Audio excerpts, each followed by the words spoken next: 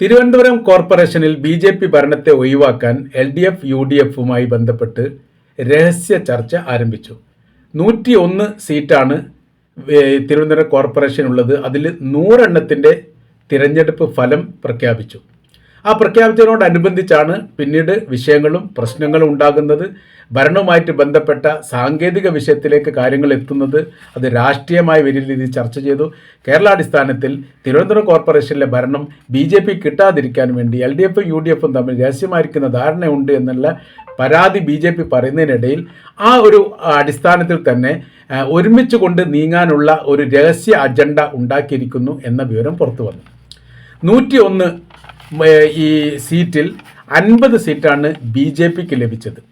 ശേഷിക്കുന്ന സീറ്റുമായിട്ട് ബന്ധപ്പെട്ടാണ് വിവാദങ്ങൾ കനക്കുന്നത്. ബി.ജെ.പിക്ക് 50, എൽ.ഡി.എഫിന് 29, യു.ഡി.എഫിന് 19, 2 സ്വതന്ത്ര സ്ഥാനാർത്ഥികൾ, അങ്ങനെ 100 സീറ്റാകുന്നു. വീഞ്ഞം എന്ന 66-ാം നമ്പർ സീറ്റിലാണ് സ്ഥാനാർത്ഥി മരണപ്പെട്ടുപോയത്. ജസ്റ്റിൻ ഫ്രാൻസിസ് എന്ന സ്വതന്ത്ര സ്ഥാനാർത്ഥിയാണ് മരണപ്പെട്ടത്.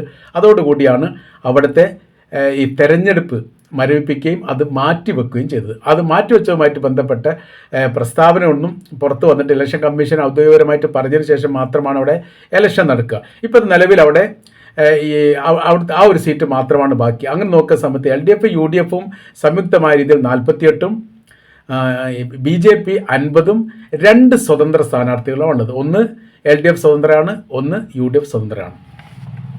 ഇപ്പോഴത്തെ രാഷ്ട്രീയപരമായ രീതിയിൽ വലിയ മാറ്റങ്ങൾ തിരുവനന്തപുരം കോർപ്പറേഷനുമായിട്ട് ബന്ധപ്പെട്ട് ഉണ്ടാകുന്നു. അത് നോക്കുന്ന സമയത്ത് വലിയ മുന്നേറ്റം ഉണ്ടാക്കാൻ വേണ്ടിയിട്ട് ബി.ജെ.പിക്കും യു.ഡി.എഫിനും സാധിച്ചു. അവിടെ എൽ.ഡി.എഫ് പരാജയപ്പെട്ടു എന്നുള്ളതാണ്. എൽ.ഡി.എഫിൻ്റെ പരാജയത്തോടനുബന്ധിച്ച് യു.ഡി.എഫിന് പിന്തുണ നൽകുക എന്നതുമായി ബന്ധപ്പെട്ട ഒരു വിഷയം രാഷ്ട്രീയമായ രീതിയിൽ മാർക്സിസ്റ്റ് പാർട്ടിക്കും വലിയ പ്രതിസന്ധി ഉണ്ട് എന്ന തരത്തിലുള്ള റിപ്പോർട്ടും പുറത്തു വരുന്നു. കഴിഞ്ഞ പ്രാവശ്യം 2020 നോക്കുന്ന സമയത്ത് ഈ ബി.ജെ.പിക്ക് 35 സീറ്റായിരുന്നു ഉണ്ടായിരുന്നത്. ഇപ്പോൾ 51 സീറ്റായിട്ട് അത് മാറി. 51 സീറ്റല്ല, 50 സീറ്റായിട്ട് മാറി. അതിൽ 15 സീറ്റാണ് കൂടുതൽ ഉണ്ടായിരിക്കുന്നത്. ഈ എൽ.ഡി.എഫിനാണെങ്കിൽ കഴിഞ്ഞ പ്രാവശ്യം 52 സീറ്റുണ്ടായിരുന്നു. ഈ 52 സീറ്റ് ഇപ്പോൾ 29 ചുരുങ്ങി, അഥവാ 23 സീറ്റിൻ്റെ കുറവുണ്ടായി എന്നുള്ളതാണ്. യു.ഡി.എഫിന് കഴിഞ്ഞ പ്രാവശ്യം 10 ആയിരുന്നു, ഇപ്പോൾ അത് 19 9 എണ്ണം കൂടുതലായി. അന്ന് 2020 സ്വതന്ത്ര സ്ഥാനാർത്ഥികൾ 3 പേരായിരുന്നു ഉണ്ടായിരുന്നത്. അങ്ങനെ 100 സീറ്റായിരുന്നു ടോട്ടലായിട്ടുണ്ടായത്. ആ 100 സീറ്റ് പിന്നീട് 1 സീറ്റ് വർദ്ധിക്കുകയും ചെയ്തു. ഇപ്പോൾ ശേഷിക്കുന്ന ഈ സീറ്റുമായിട്ട് ബന്ധപ്പെട്ടാണ് വലിയ ചർച്ചാ കാര്യങ്ങൾ ആരംഭിച്ചത്. അതിൻ്റെ ഈ സ്വാധീനവുമായിട്ട് ബന്ധപ്പെട്ട കാര്യങ്ങൾ നോക്കുന്ന സമയത്ത് കഴിഞ്ഞ പ്രാവശ്യം എൽ.ഡി.എഫ് സ്വതന്ത്ര സ്ഥാനാർത്ഥി അല്ലെങ്കിൽ എൽ.ഡി.എഫ് പിന്തുണയോടുള്ള സ്ഥാനാർത്ഥിയാണ് അവിടെ ജയിച്ചത്. 62-ാം നമ്പറായിരുന്നു അന്ന് വീഞ്ഞം വാർഡ് അറിയപ്പെട്ടിരുന്നത്. പിന്നീട് മാറ്റങ്ങൾ വന്ന ശേഷം, അതായത് വാർഡ് കൂടിയതിനു ശേഷം നമ്പറിൽ മാറ്റം വന്ന് ഇപ്പോൾ അത് 66 അന്ന് 62 ആയിരുന്നു.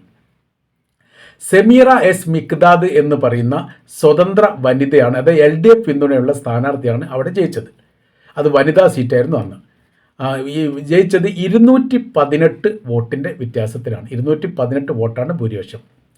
സെമീറക്ക് 1542-ഉം റെജീന ബീഗം എന്ന് പറയുന്ന യു.ഡി.എഫ് സ്ഥാനാർത്ഥിക്ക് 1324 വോട്ടുമാണ് കിട്ടിയത്. അതായത് എൽ.ഡി.എഫിനും യു.ഡി.എഫിനും വലിയ സ്വാധീനമുള്ള വാർഡാണ് 62-ാം വാർഡ് വീഞ്ഞം എന്ന് പറയുന്നത്. ഇപ്പോഴത്തെ 66 വാർഡ്, 66 വീഞ്ഞം എന്ന് പറയുന്നത്.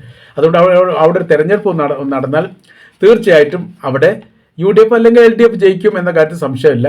അപ്പോൾ എന്ത് ചെയ്യും? ഇവിടെ പിന്തുണ നൽകുന്ന സമയത്ത് 50 എണ്ണം ബി.ജെ.പിക്കും 51 എണ്ണം ഈ മുന്നണിക്ക്, എൽ.ഡി.എഫ് യു.ഡി.എഫ് മുന്നണിക്കും വരാൻ സാധ്യതയുണ്ട് എന്നതിനാൽ തിരുവനന്തപുരം കോർപ്പറേഷനിൽ ആ ബി.ജെ.പിയുടെ ഭരണം ഇല്ലാത്തൊരു സംവിധാനം ഉണ്ടാകും എന്നുള്ളിടത്താണ് കാര്യങ്ങൾ പോകുന്നത്. എന്നാൽ ഇതിൽ രാഷ്ട്രീയമായിരിക്കുന്ന കുറേ വിഷയങ്ങൾ ഈ പ്രശ്നവുമായിട്ട് ബന്ധപ്പെട്ട് ഇപ്പം നിലനിൽക്കുന്നു. പറയുന്ന കാര്യം ജനഹിതം അട്ടിമറിക്കാൻ വേണ്ടിയിട്ട് അനുവദിക്കില്ലെന്ന് കെ മുരളീധരൻ പറഞ്ഞിരിക്കുന്നു. അഥവാ ഈ യു.ഡി.എഫ് സ്വതന്ത്രമായ രീതിയിൽ അല്ലെങ്കിൽ യു.ഡി.എഫ് ഈ ചെയർമാൻ സ്ഥാനാർത്ഥി, മേയർ സ്ഥാനാർത്ഥിയെ നിർത്തും, ഡെപ്യൂട്ടി മേയർ സ്ഥാനാർത്ഥിയെ നിർത്തും എന്നുള്ള അഭിപ്രായം കെ മുരളീധരൻ പറഞ്ഞിട്ടുണ്ട്. കെ മുരളീധരൻ്റെ അഭിപ്രായം ഔദ്യോഗികമായിരിക്കുന്ന പാർട്ടിയുടെ അഭിപ്രായം അല്ലെങ്കിലും അദ്ദേഹത്തിൻ്റെ അഭിപ്രായത്തിന് വലിയ പ്രാധാന്യമുണ്ട്.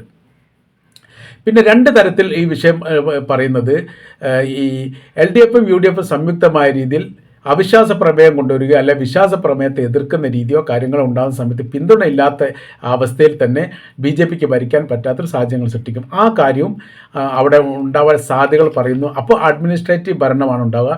5 കൊല്ലം അഡ്മിനിസ്ട്രേറ്റീവ് ഭരണം നടത്തുന്ന രീതിയിലുള്ള സംവിധാനം വരും. അതായത് BJP ഭരിക്കാതിരിക്കാനുള്ള സംവിധാനങ്ങൾ മുന്നണി ഏകോപനം ഇല്ലെങ്കിൽ പോലും ഉണ്ടാക്കുകയാണ് ലക്ഷ്യം എന്നുള്ളത് ഇപ്പോൾ ഏറെക്കുറെ പൂർത്തീകരിക്കുന്നു, ഏറെക്കുറെ ക്ലിയർ ആയിരിക്കുന്ന ഒരു കാര്യമായിട്ടാണ് വരുന്നത്.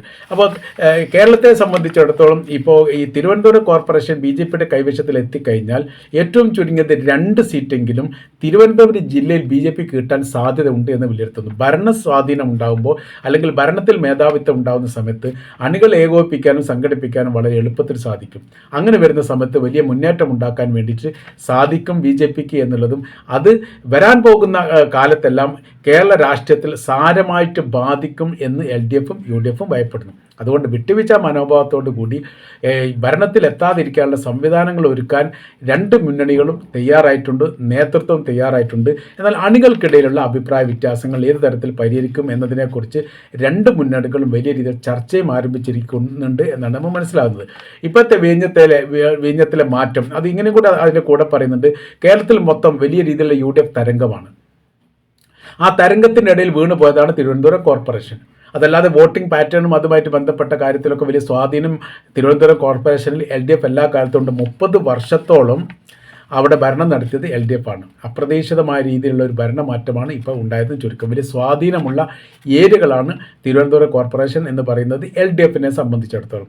അവർക്കത് വീണുടഞ്ഞത് വലിയ നിരാശയും വലിയ പ്രയാസമുണ്ട്. എന്നാൽ BJP അധികാരത്തിലിരുന്നത് അതിനേക്കാൾ വലിയ പ്രയാസമായിട്ട് മാറും.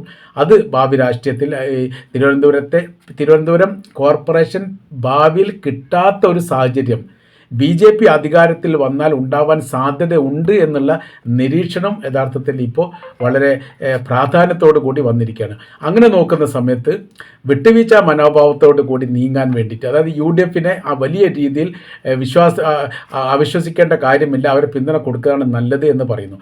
ഇപ്പോൾ വിഷയം എന്ന് പറയുന്നത് അത് 2 സ്വതന്ത്ര സ്ഥാനാർത്ഥികൾ നിർണായകമാണ്. സ്വതന്ത്ര സ്ഥാനാർത്ഥികൾ ഒന്ന് നമ്മൾ പറഞ്ഞു UDFൻ്റെ സ്വതന്ത്ര സ്ഥാനാർത്ഥി, ഒന്ന് LDFൻ്റെ മാർക്സിസ്റ്റ് പാർട്ടിയുടെ CPMൽ നിന്ന് പോയ സ്വതന്ത്ര സ്ഥാനാർത്ഥി ആയതിനാൽ അതുമായിട്ട് ചേരാൻ വേണ്ടിയിട്ട് വലിയ പ്രയാസമുണ്ട് എന്നതിനാലാണ് ഈ UDFന് 19 സീറ്റുള്ള UDFനെ 35 സീറ്റുള്ള മാർക്സിസ്റ്റ് പാർട്ടി പിന്തുണക്കുന്നത്. അങ്ങനെ പിന്തുണക്കുന്ന LDF 29 സീറ്റുള്ള LDF പിന്തുണക്കുന്നത്. അപ്പോൾ അങ്ങനെ പിന്തുണക്കുന്ന സമയത്തുള്ള വിഷയം എന്ന് പറയുന്നത് പാർട്ടിക്കിടയിലുള്ള അണികളിൽ അഭിപ്രായ വ്യത്യാസം ഉണ്ടാവുമെങ്കിൽ പോലും സ്വതന്ത്ര സ്ഥാനാർത്ഥി പിന്തുണയ്ക്കണമെങ്കിൽ UDFൻ്റെ മേയർ സ്ഥാനാർത്ഥി വരണം എന്ന് നിർബന്ധിച്ചതിൻ്റെ അടിസ്ഥാനത്തിലാണ് ഇങ്ങനെ വന്നത് എന്നുകൂടി നമുക്ക് ഈ വിഷയവുമായിട്ട് ബന്ധപ്പെട്ട് കൂട്ടി വായിക്കാൻ വേണ്ടി സാധിക്കുന്നതാണ്. ഏതായിരുന്നാലും LDF UDF സംയുക്തമായ രീതിയിൽ തിരുവനന്തപുരം കോർപ്പറേഷൻ ഭരിക്കുന്ന ഒരു സംവിധാനം ഉണ്ടായാൽ കേരള രാഷ്ട്രീയത്തിൽ അതൊരു പുതിയ ചരിത്രം സൃഷ്ടിക്കും എന്ന കാര്യത്തിൽ യാതൊരു സംശയമില്ല.